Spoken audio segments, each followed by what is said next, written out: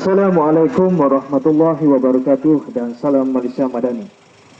Jabatan Perangkaan Malaysia DOSM melaksanakan Banci Ekonomi 2026 BE 2026 bertemakan data nadi ekonomi rakyat di seluruh negara bermula 5 Januari hingga 31 Oktober 2026. Banci Ekonomi 2026 ini menjadi sumber utama dalam penghasilan statistik struktur ekonomi negara dengan matlamat untuk memberikan manfaat kepada rakyat dan negara.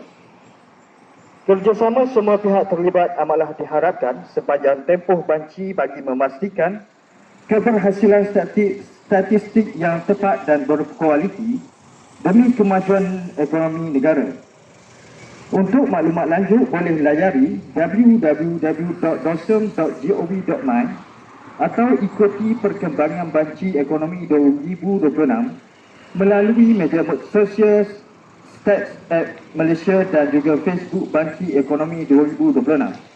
Sekian, terima kasih. Jabatan khas ini daripada Pejabat Penerangan Daerah Remon.